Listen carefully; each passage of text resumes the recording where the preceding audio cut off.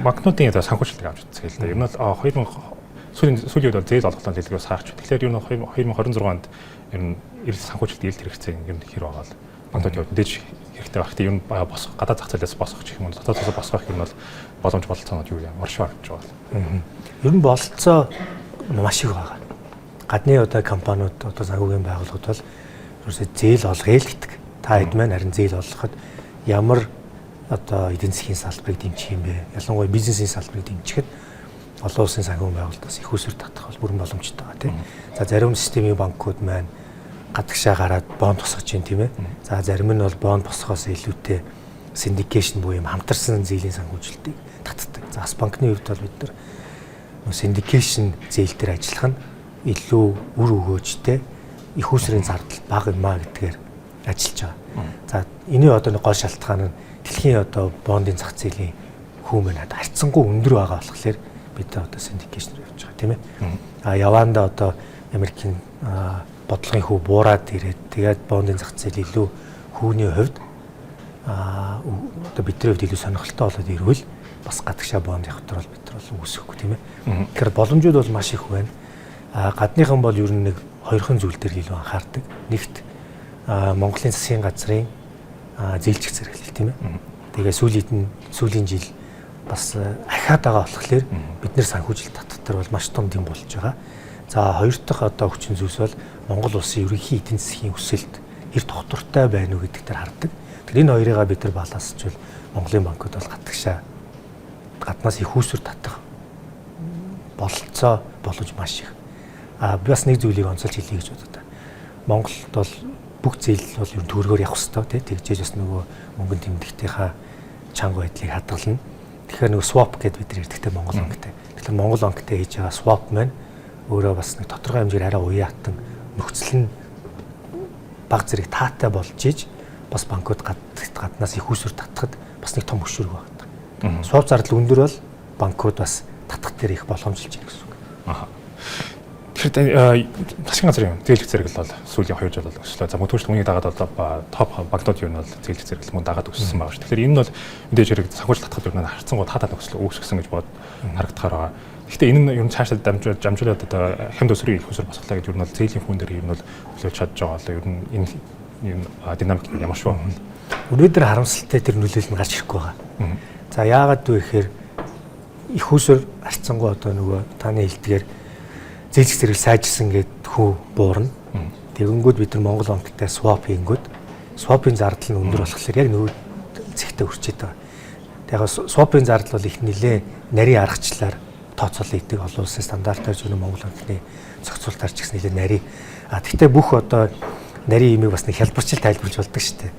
Хамгийн ойрхон хялбар тайлбарлахад Монгол банкны одоо бодлогын хүү, Америкийн нэгдсэн улсын бодлогын хүү хоёрын зөрүү нь swap-ын зардал болчиход байгаа. Тэгэхээр энэ хоёулаа зэрэг бууж ээж нөгөө swap-ын зардал маань буурна гэсэн үг тийм ээ. Тэгэхээр энэ нэг зохицуулалтын асуудлыг бид нар бас шийдэхгүй бол гаднаас татсан их усүр буугаад байдаг бодлогын хүү 12 дээр байвал зөвхөн swap-ын зардал нь нэмэгдээд тэгэл явсаар байгаа дүндээ дүн болчиход байгаа. Тэгвэл цаашлаад ер нь эргэцүү орчлоо асууж бодлоо. Ер нь эргэцүү орчин тэр сүүлд одоо гадаадын банкын оруулж талаараа хууль яригдж байгаа. Тэгэхээр энэ дээр таны бодол ер нь ямар шүү? Ямар байр суурьтай байгаа бол энэ нь бол зөв эсвэл буруу эсвэл ер нь бол яаж оруулж ирвэл юм билээ зөв хандлагатай байх юм бол. За гадны банк гэдэг нэг халуус идэв те. Сүүлийн ер нь бараг 20-30 жил ярьж байгаа. За сүүлийн жил гараа бол нэлээ юм ирч авч эхэлж байгаа. За ялангуяа сүүлийн 3 сар бол бүр эрчимтэй болчихлоо шүү дээ. Тэгэл янз бүрийн хилцүүлгүүд хийж гин. За тэгээд нэг юм шууд маягаар гадны банк орох нь зөв буруу юу гэхээр их юм сони асуулт болчиход байгаа. Тэгэл юм болгон дээр давуу сул тал гэдэг болохоор. Тэгэхээр би ямар өнцгөөс нь энэ асуудлыг харж байна гэхээр гадны банк оруулж ирэхийн зорилго нь юу юм бэ гэдгийг хэвлээ эхлээд нэгдсэн ойлголттой болмоор байна тийм. Зээлийн хүү гадны банк орж ирээ зээлийн хүү буурна гэдэг үндслэл бол тэр бол үндслэл биш л дээ. Тэр хоёр хоорондоо шууд хамаарал уялдаа бол бага. Өсөлтөө ихсээд хүү буухыг нь тодорхой хэмжээгээр буужлт харна тийм ээ. Тэгэхдээ бидний бодоод байгаа шиг гадны банк 1% хүүтэй их усраа оруулж ирээд өөрснийхөө маржныг нэмээд тэгээд хүмүүст 5-10% зээл олно гэвэл энэ бол угаасаа бүтэхгүй байхгүй асуудал. Үгүйсээ боломжгүй тийм ээ.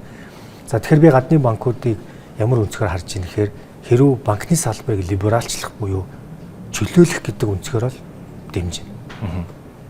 Тэр нэг гэдэг нь зөвхөн гадны банк Монголд орж ирэх шиг бас Монголын банкуудын өөрсдийнх нь эрх зүйн зохицуултыг либералчлах чинь чөлөөлнө гэсэн үг шүү дээ. Чөлөөлж өгнө л гэсэн. Банк бол маш өндөр зохицуулттай байх ч ёстой. Гэхдээ зарим одоо нөгөө зохицуултыг либералчлыг бол бас ингэ жоохон суллаад өгвөл банкуудын одоо орлого нэмэх тийм орлогоо нэмэх зардлаа илүү сайн удирдах юм боломжууд гарч ирэх юм. Тэгэхээр гадны банк орж ирвэл Монголын банкуудтай ижил тэгш төвсөнд өрсөлдөй гэх юм бол болно. Хоёрд бусад улс орнуудын гашуун эмгэнэлтэй түүхээс бас бид нэр суралцмаар байгаа. Тэгэхээр зарим улс орнууд сайн хийсэн тохиолдол байна. Реформ. Муу хийцнүүд ч байна. Бүр гамшиг болгоцсон ч нөхдөд байна, тийм ээ. Тэгэхээр үнэтэй зэрэгцээ муу ялаад татврын багц хуулийн өөрчлөлт явж байгаа шүү дээ. Тэгэхээр ер нь бол зах зээл юу ямар шүү нөлөө гарах бол ер нь бол энэ таны бодлоор ямар шүү харагдаж байна? Ямар өнгө төрөхтэй байна? За банкны Хятад бот бүртгэл харьцангуй хялбархаа. Тэгээд энэ дээр одоо юу гэдэг нь нөгөө татврын заалтын үл ойлголцол бол за бараг гардгүй гэж хэлж болно. Их тодорхой байдаг. За гэхдээ би энэ асуултыг илүү нөгөө бизнес эрхлэгч талаас нь бас хариулсан зүг гэж бодож байна л та тий. Яагаад тэгэхээр нөгөө банкны манай гол харилцагч нар бизнес эрхлэгч нар байгаад байдаг. Тэгэхээр татврын орчныг өөрчлөх юм бол дахиад нөгөө татврын хэмжээг нь л одоо багасгах асуудал яригдаад байгаа тийм ээ. Тэгэхээр бол Монголд бол миний бодлоор бол татврын одоо хэмжээг буулгах хэрэгтэй. Давхар татварууд маш их байдаг тийм ээ. Тэгэхээр энэ дээр бол одоо зохицуултууд хийх ёстой. Мөн зарим татврын заалтууд ялангуяа манай харилцагчдаас бол ойлгомжгүй байдал маш их үүсдэг. Мөн одоо гадаадын хөрөнгө оруулагч нар Монголд үйл ажиллагаа явуулъя гэвэл манай татврын арчин бол таатай биш. Мөн Монгол улсын эдийн засаг ер нь явандаа хөгжихэд бол юу их чухал вэ гэхээр групп буюу нэгдэл компаниуд, холдинг компаниуд гэх тийм тэр их чухал байгаа. За тэгээ Монгол бол их цөөхөн шүү дээ. Гарын 5 дээр л тоолох бах тийм. Гэхдээ энэ бол эдийн засгийн хамгийн том мотор байгаа байхгүй. Тэгээ эднийг дэмжих үүднээс бас холдинг компани бүтцэж тохируулсан татврын орчин одоо бий болгох ёстой. Тэгээ өмнө хоёлаа сая гадаадын банкыг хайлт ирж байгаа нэг гол санаас хэлэхээ мартчихлаа. Тэр нь юу гэхээр муу жишээ нь гэвэл одоо жишээ нь Аргентин, Венесуэл байгаа тийм. Гадны банкуд орж ирээд хэсэг хугацааны дараа гараа яваад тэгээ улс орн нь их үүсвэрийн дутагдлалд ороод тэр үед дотоодын банкуд нь уламжлал болцсон нэг сул байна. Сайн тал гэх юм бол жишээ нь Солонгос байна. За Солонгос ямар нөхцөл байдалд удирдсан бэ гэхээр гадны банк нь байдаг, дотоодын банк нь байдаг. Гэхдээ дотоодын банк нь илүү хүчтэй. Яагаад хүчтэй болгосон бэ гэхээр санхүүгийн нэгдэл компаниг хүлээн зөвшөөрсөн.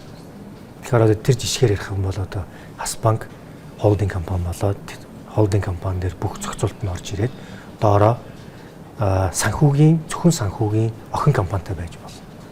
Одоо лизинг, даатгал, тэгэл хөрөнгө оруулалтын менежмент, сангийн менежмент гэдэг гэл тий. Тэгээд бүр гадагшаа хүртэл хөрөнгө оруулалт хийх боломж нийцсэн. Тэгээд ирэхээр нөгөө хялбархан ирүүл нөгөө орлогын үүдэн нэгт гэдэг тийм ээ. Мөн одоо санхүүгийн зах зээл зөвхөн банкн дээр тулгуурлах биш. Бусад банк санхүүгийн салбарыг хамтдаа хөгжих юм боломжийг нийцсэн байна.